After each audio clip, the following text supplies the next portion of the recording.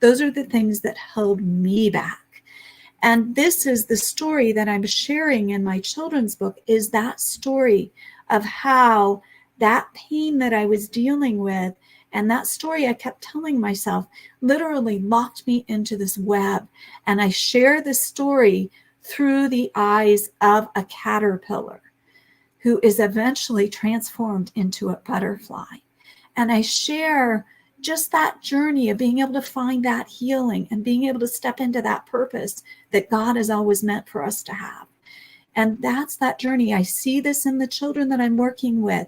That's why I want so much to help the kids and want to help the families, because we all have these stories. And it's these stories from the pain of our past, from our childhood, from the things that have happened, that hold us back in our life and prevent us from stepping into what we're meant to do and what we're meant to be. It's very interesting because life will lead you that way. It'll put you in a situation where you become forced to confront the realities. Like you said, something happened to you when you were younger, and that made you feel like you could not express yourself. And here's what's interesting. Years later, you're now helping other children to learn how to express themselves. Um, it, the oddest thing is that circumstances that we go through will lead us to becoming a version of us that will allow us to be able to help others. Allow me to ask you this. Now, when women, I'm gonna have the conversation about women. I mean, when women go through very harrowing experiences, how do you talk with them to help them realize that the experience that you've gone through is an experience, but it's not you. It's not who you are. Mm-hmm. It's something that has happened to you, but it does not identify who you are or who makes you. If you understand what I'm saying, I understand. Yeah. how do you work with them to help them understand that? Well, in the years that I've been running the women's groups to be able to help them find healing, we talk a lot about our identity. Our identity is often so wrapped up in what happens to us. When we have something that happens, like say it's a trauma, say it's grief, often what happens is it fractures us. We end up becoming pieces of ourselves, and we take on identities that aren't true. So for me, it was that identity that I had to stay shy to stay safe. It was also that identity that I'm a griever, I'm whatever it is. We take on these identities that aren't true. So another one that I took on is I'm not loved. I'm not appreciated. I'm not accepted. I'm not wanted. These are all identities that we take on. And what we have to do is we have to step back and we have to say, these are all the things that I have been thinking. But then we have to step back and say, okay, God, I need your help. Tell me what's the truth in this. Is it truth that I'm not wanted? Is it true that I'm not loved? Is it true that I'm not appreciated? And then you go back and you start to look at this and you realize that those stories are not true. Our identity is not in these stories. Our identity is in who Christ made us to be. And I'll share this story. This weekend, I've been struggling with, I have these moments, I think all of us do, where we just feel like we're not loved, we're not, whatever it is, whatever that story is that you tell yourself. Usually it starts with, I am, maybe it's stupid, I am not wanted, I am not loved. And we have to change that story. And I decided this weekend to go take a walk. And I did. I went for a walk. I love being out in nature. And there's something else that I also like. I love heart-shaped leaves. I don't know if you can see them. I love them. So here I was out in nature, and I took a path that I don't normally take because I wanted to search for heart-shaped leaves. So I went off on this path, and I was looking, and guess what? Everywhere I turned, I was standing in piles of heart-shaped leaves. They were everywhere I turned. And as I'm looking for these leaves, it was like God was saying to me, I love you. I love you. That was everywhere I turned.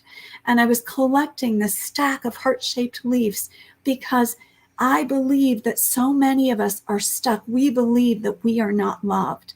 We believe that we are not wanted. These are stories we tell ourselves. These are identities we take on. And we have the choice to take one of two paths. We can either choose to be a victim or we can choose to be a survivor. And to survive, we have to change these stories in our head. We have to change them and begin to believe the truth. We are loved. And as I picked these up, I began to embrace that what I was hearing. I am loved. I am loved. God made me. He loves me. He has a purpose for me. And that began to change me. And I think it's the same for other people. It's the beginning of choosing not to believe these lies anymore. Choosing to take back the truth and to reclaim the truth. We are loved. And that's the beginning of healing for us. You know, it's interesting because the concept of grief empowerment is exactly what you are talking about. Taking back the narrative. It's very easy for you to claim to be a victim. And don't get me wrong. When a person's been victimized, that's real. Mm-hmm. But there's a difference between being victimized and maintaining victimhood. Mm-hmm. One is an event, and that event has happened. The other is an identity. Right. Victimhood means that you're now telling yourself, like you said before, stories. Mm-hmm. True, false, right, wrong. We're not having that conversation. The conversation we're having is, how do you walk through it? Right. And you have chosen to write a book. Mm-hmm. You've chosen to work with children and with women, have support groups. Mm-hmm. You know, these are things that you can people don't realize that they actually have incredible power Right. when things happen to them.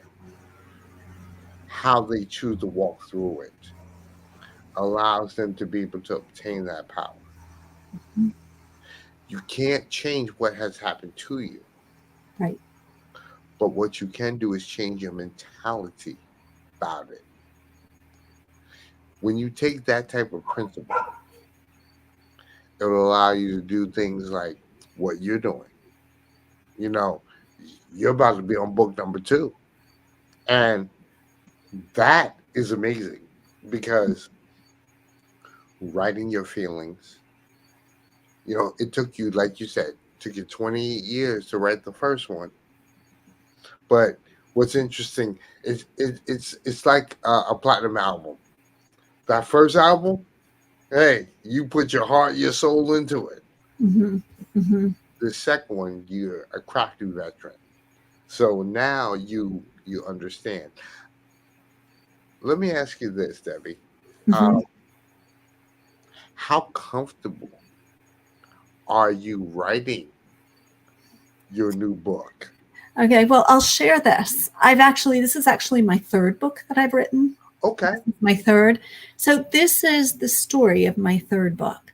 I actually do what is called, so often when we talk about writing, we think that we have to write and edit and make sure all the words are perfect. But I always tell people, don't do that. Just write, what I call vomit writing. Just get it down. Don't worry about what the words are. Don't worry about the spelling, the punctuation, just write. So last year, around December, I started writing my book about my single parenting journey. I really felt like it was time for me to write it. And I just started writing, and I was writing voraciously every day. I mean, just piles of writing was just coming out. Well, one day I was at a restaurant with someone waiting for them to come, and I just started writing this story about this butterfly. It was about a caterpillar, and I just started writing. And I got what I could done. And the next day I wrote for like 20 more minutes. And when I was done, I had this masterpiece. And I don't know where it came from, but it's like an analogy of my own life, my own journey through healing. And it just came, it just poured out of me. And so the writing just comes out of me. And I didn't know what to do with this book. I had no clue. I didn't know what I was going to do with this manuscript. I just knew that there was something powerful in it. And finally, after talking to a friend, I decided to turn it into a children's book. And I was looking up publishers, who can I go to? I think I want a publisher to help me with this. And one Saturday morning, I called this publisher. It was 4:00 in the morning, and I called him. They answered me. I'm like, what? This publisher is there at 4:00 in the morning? They said, here, we'll give you this address. This is the number you need to call. Call this person. Tell them what you have. And I talked to them. They asked me to send them the manuscript. And within 3 days, they said they wanted to publish it. And so, I say this because so often we hold ourselves back. We're too afraid. We're afraid it's not going to be perfect. We're afraid that the punctuation isn't right. The spelling isn't right when we write. But that's not what's important when you start writing. The importance is that we just write our thoughts down, and we get them down, and we just vomit it out, and we let it go. And then we sit on it. We don't do anything with it until later we can figure it out. But that's what I do with my writing. It just comes out of me. And it just comes out from, I don't know where, it just pours out of me. And if I allow it to and don't critique it and don't judge it, it will just come out in the way it's meant to come out. That's interesting, because we block ourselves, like you just said. We block ourselves trying to make sure that the punctuation is correct, trying to make sure that grammatically it's right. And of course, there is a contingent out there that wants to make sure that every I is dotted, every T is crossed. But you'll take, over time, that will happen. Yeah, you give it to an editor, and they can edit it. They can check the grammar. They can do all of that. That's their job. But as a writer, my job is to get the words down on paper. And that's key. Again, your story is the critical part, and I speak to people all the time, whether they're making the choices to actually write a book or whether they're telling their story. And, so many people don't realize that your story is important. It doesn't matter how you necessarily say it. It matters that you get it out there. Sure, not everyone's going to understand it or resonate with it. Hey, there are 8 billion people in this world. Right. And you're not going to be able to get all 8 billion people to like what you do or to understand what you do. But there are people out there that can resonate with what you are attempting to say, what you're attempting to do. And that's important. I want to go back a little bit, and I wanted to talk about the fact that for you, it was experiences that you went through that have allowed you to do what you do now. Like, when you talk about the fact that, when you were in college and you met Larry and you had this relationship And unfortunately, something happened. And for some time, that almost controlled you. And it put you in a situation where you almost put yourself in jeopardy. Hmm. You know, like you said, thank God it didn't happen that way. But then you started talking about being a single parent. Hmm. And that's what I wanted to kind of get at. Hmm. Listen, the single parent journey, first off, you're rock star, Debbie, because a single parent journey is interesting. I went through it, so I do understand that. And I'm actually working now with people who are going on that journey. Um, I've actually separated the single parenting circumstance into three subcategories, Hmm. and I talk to people about someone you've lost, and because that parent is now navigating their personal loss, and at the same time they're navigating the loss of Their they're helping spouse. their child. Not just the spouse, they're helping their child Be right. Right. Uh-huh. to manage the loss of a parent. Hmm. Hmm. And that's different than, say, a person who might have gone through a divorce. Hmm. You know, not not worse or better, Just just different. different. Yeah. I mean, because a person that goes through a divorce, they have their own set of challenges, Hmm. but they can also co-parent to be able to help. And if the other parent is not helpful in that respect, they can reach out to the law Hmm. for some assistance. Hmm. When you've lost your spouse, you can't go to the graveyard and ask for any help. No. You got to do it on your own, and it can be a challenge.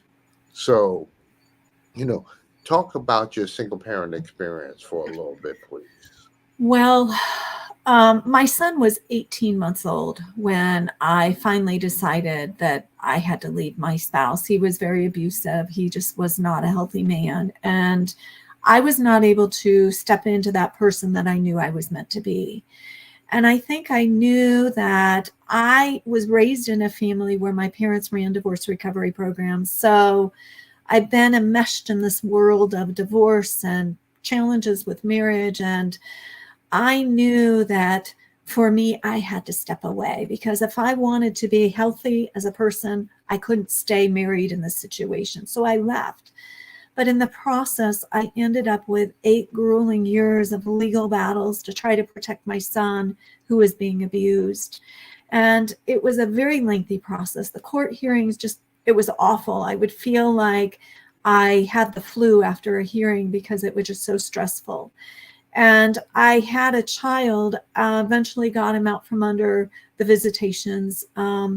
But it was not an easy process. I had to run an ex parte order through court to suspend visitations. And we were literally in court, processing everything, talking about everything. The hearing got continued. And in that process of being continued, my son was admitted to a psychiatric hospital. And I was feeling so devastated because here's my son, he's an emotional mess. Leaving him in that hospital was hard. Taking him there was hard, but I knew I had to because he wasn't with me. He wasn't with us. He was throwing things at us. He was in a whole nother world. He was what we call dissociating, which is where when you deal with tremendous trauma, what happens is you can go back into that trauma and actually be completely unaware of where you are in the world, who you're with, what your surroundings are, because you're basically back in that situation and that story of what was going on at that time. And that's where my son was. And when that happens, it's really imperative that the people get help psychiatrically so that they can heal.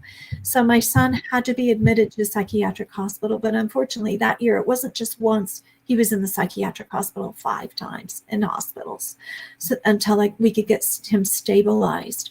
And I was left trying to figure out how to help my son, how to deal with this journey with both my kids, raise my kids, feed them, provide the money that they needed. And it was challenging. I was dealing with so much stress and dealing with the grief from what had happened in past years. It was just really a hard situation to be in. Single parenting is not easy because you're wearing a ton of hats. You have to provide food for your kids. You have to raise money. Some have to bring in money. You're dealing sometimes with legal battles like I was, but you're also dealing with a baggage of your own past. And a lot of times you're dealing with this without the support. I didn't have anybody to help me. Church didn't appreciate me.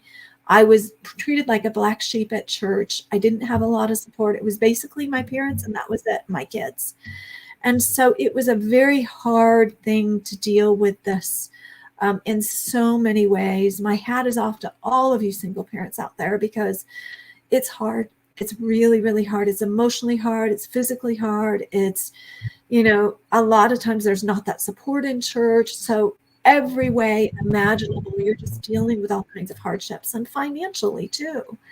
So, that was my journey. And this is the journey that I'm going to be sharing in my book.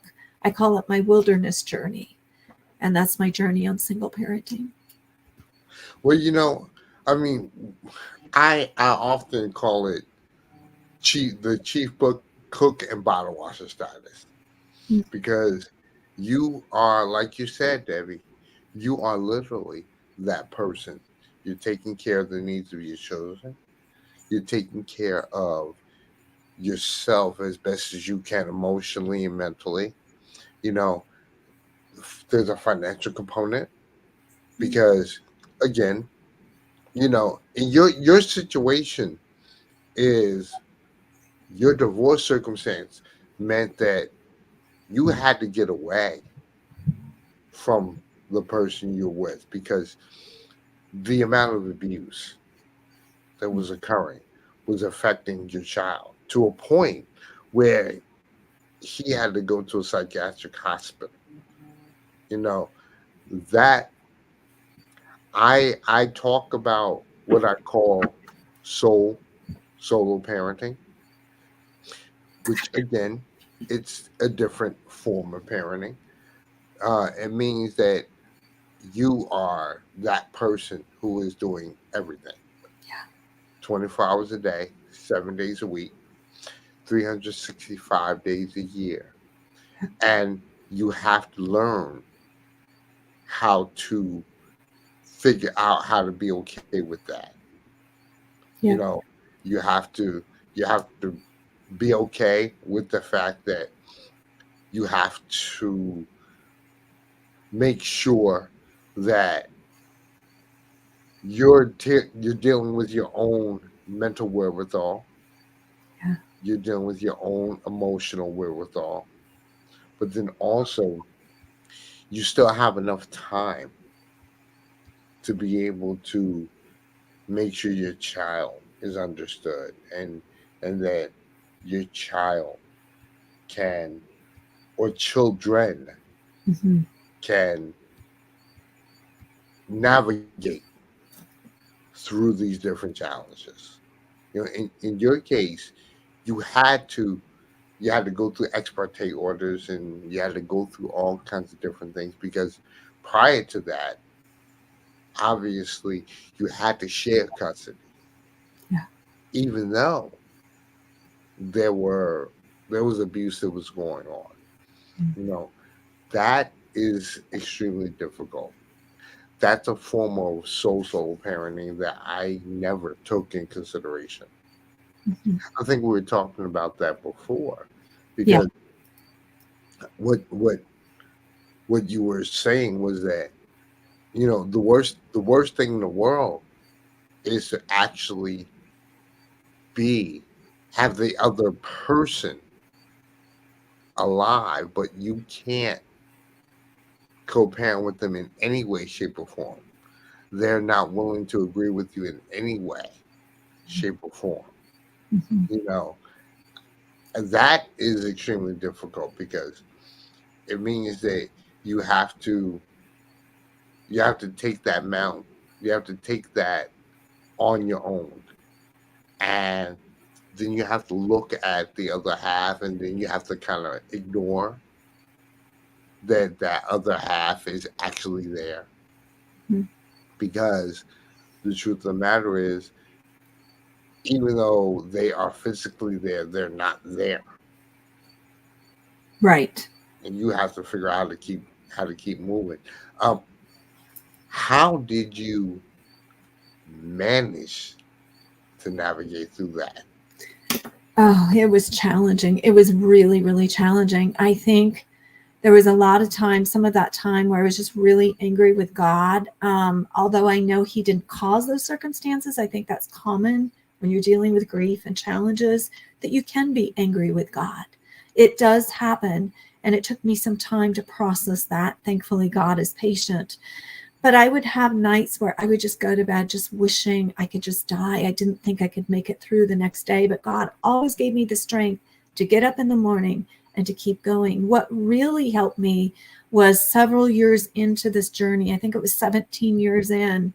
I was just in tears. I had gone to church and somebody had told me they didn't want my help anymore in the ministry I was in, to go find another door. And I basically told them, I'll go find another place. And that was when God basically planted me in a recovery group. And that was the beginning of my support system. There, I was appreciated, I was loved, I was listened to, I was heard, and I began to change. And as I began to evolve and heal, I began to be able to have more strength and power and ability to take care of the needs of my children and to handle the tremendous things that we went through, even with my daughter, with the challenges that I faced with her. I had a support. I had tools in my toolkit now to be able to help me through the challenges that I was dealing with. I had people I could reach out to. I could say, please, could you just help me, or could you pray for me, or could you just help me make it through today with, whatever it is I needed that day. That was the way I began to cope. And that happened. My mom had died, I think, 3 years before that. And so I didn't have any family support at that point. And so when I was at that place, this recovery group came in and stepped in, and they became my support system. And even now, as I'm helping to raise my grandchildren along with my daughter, again, I feel like I'm a single parent, not completely because my daughter's here, but I have people around me now that I didn't have when I was a single parent. And that has made such a difference. Having that support system is what finally helped me through the years when I was too exhausted to be able to keep going, and the years where I was just ready to throw in the towel. And that has given me the support I need. Now I'm surrounded by a host of people that come in and, provide the support. And so that has made such a difference for me.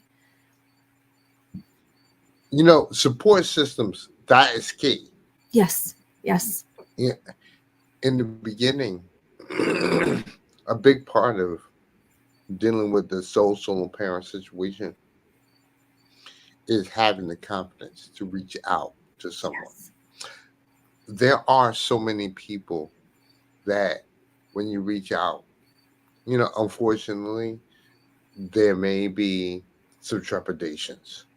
So it takes a minute for you to feel comfortable having that, you know, having that right person. You're able to find a great church group. One, you know what? You'll move out of Yeah. one situation. And God works in mysterious ways. It does. Yeah. He, perhaps where you were at the time, hey, you have fulfilled your purpose. And it was time for you to move on and find something else. But the duality worked because you were able to offer support and at the same time they were able to offer you support, Yes. to be able to give you the assistance that you need. I'm a big advocate for, you know, solo parents reaching out to find that person. It may not always be that person that's in your family, that mother, Right. that father. You know, it, sometimes what's interesting is the person you have no idea Mhm.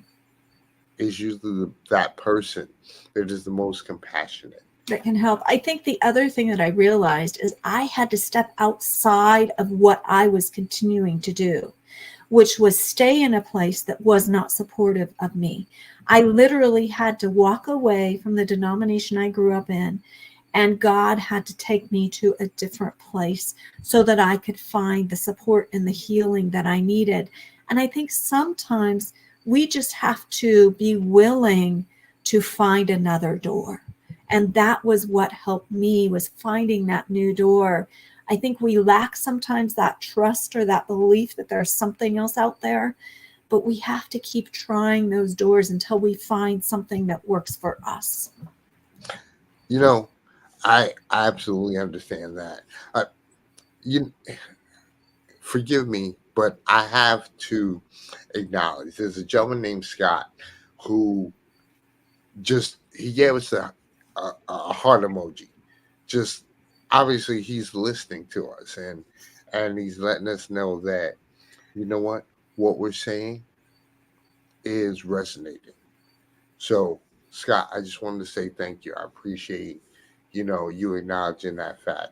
I mean, it's very interesting because when you look at the challenges that we have to go through, whether it's a male or a female, you know, dealing with this parenting thing that we're talking about, Mhm. males or females, you when you go through it, it's hard. I mean, I remember when I had to deal with it.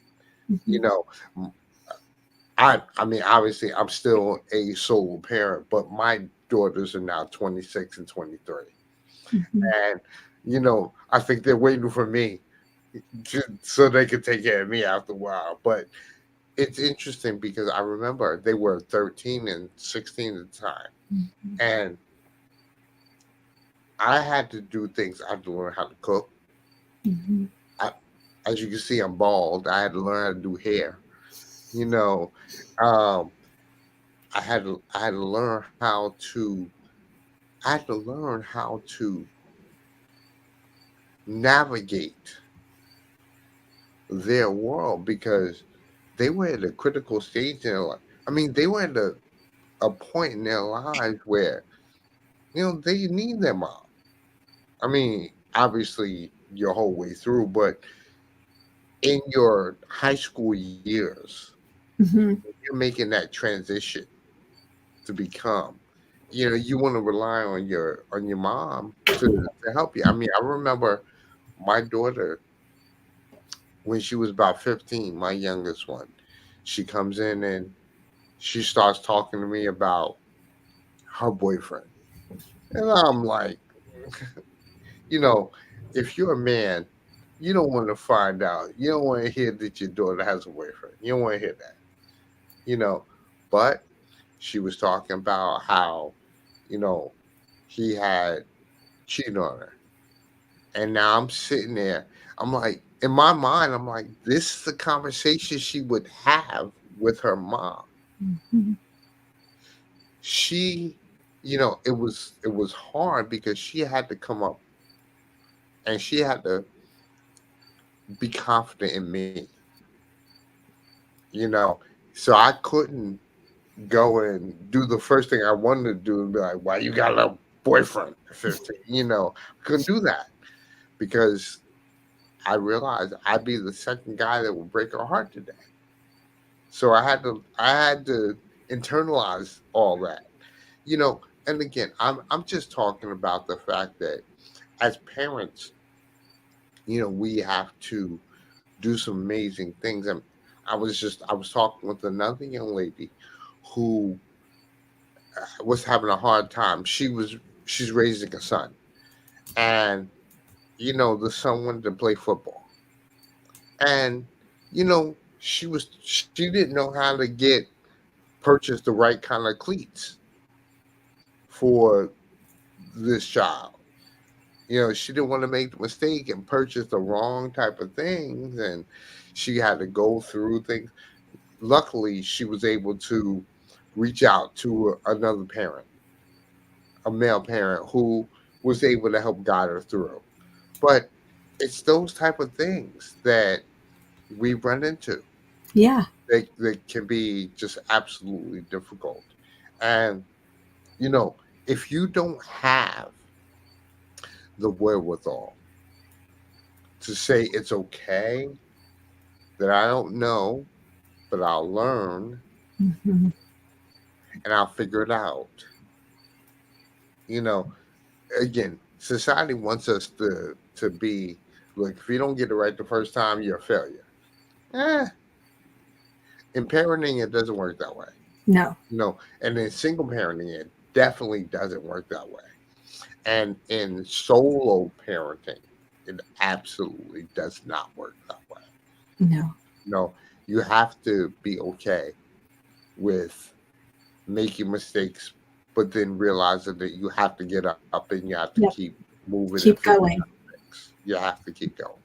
You know, Again, it goes earlier where we're talking about the difference between the victimhood mentality and Mhm. the being victimized, but moving forward anyway. This conversation goes to that. Understand that, hey, you can't take the victim's role. No. If you do, you affect Your children. other people. Yes. Yeah. Yeah. You can't do that as a parent, as a single parent, because it's just, you have to be as whole as you can be to help heal those children. The other thing that I find that happens with single parents is we can't dog the other parent. My ex was not a healthy person. He was not healthy at all, but I wasn't going to sit and say negative things about him, even though he said negative things about me, because that was only going to damage my children. They were a part of him. They were a part of who he was and his makeup and his DNA.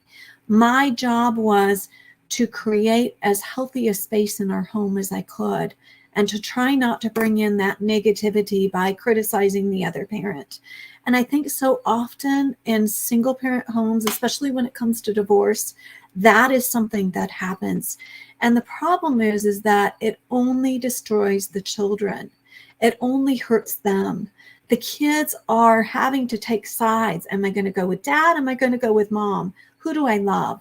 The reality is that they should love both parents, because both of them are parents to them. We should never say negative things about the other parent to our children, because that only destroys them and hurts them. And so, yeah. No, I'm not to cut you off, but I absolutely agree with that because, look, um, whatever the situation is, you have to be able to manage through with the other parent. I mean, like I said, in my case, or in the case of parents that lose their spouse, Mhm. I don't think that is a big thing. But then when you look at a situation like you and Debbie, you have to make the conscious decision not to not to talk about the other parent in a negative way, Right. no matter what the circumstance is, because, like you said, that affects the child. Mhm. Um, Now, what I want to do is, now, first off, I wanted to put your book up. You know, Please, ladies and gentlemen, purchase this young lady's book. It's called Legacy of Love: Lessons in Love, Loss, and Recovery. It is on Amazon. So, you know, you can pick up a copy of this book. But it's interesting because, like I said, it took Debbie 28 years to write this particular book. And it's a story that is literally based on love. It's based on the fact that she had to go through a very interesting journey in order to be able to get to where she is right now, to be able to have a conversation to talk about it. And not just that, to be able to go through all the different aspects that have her to where she is right now. Mhm. So definitely pick up a copy of that book. Let me ask you, how can people get in touch with you, Debbie? Well, you can reach out to me. I have an email. My email is debbiegordon88 at gmail.com. You can also go into my website, and my website is www. And I'll just tell it from my business name, Inspirationally, and that's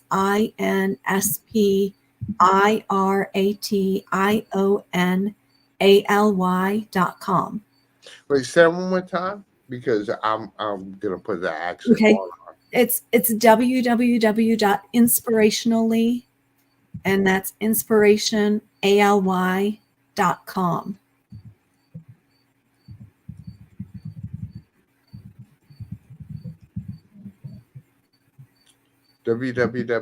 www.inspirationally.com. That's right. Yeah. Okay.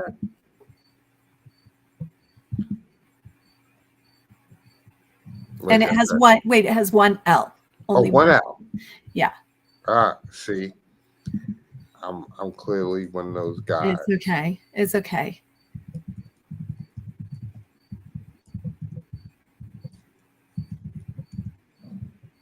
Okay. There we go. Yep. INSPIR. Wait, there's an extra A there. God. It's okay. I'm so No, it's you know what? okay. I I'm R horrible with that. Hold on a second. INSPIR. Sorry. INSPIRATIONALY.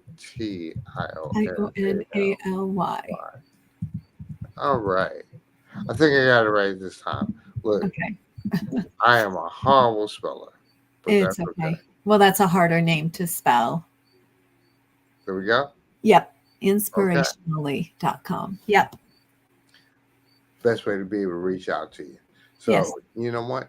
One, I just wanted to say thank you so much, Debbie, for giving us an opportunity to talk to you today because you've had not only an incredible experience, but you've been able to use that incredible experience to be able to help motivate others. Mhm. Um, you are a, you know, again, an inspiration. I mean, it's clearly in your, in your website. You're an inspiration to others. You've written this incredible book. Um, you know, you've been able to take the experiences that you've been through and use them to your advantage. So again, David Gordon, I absolutely appreciate you giving me some time to be able to have a conversation with you today.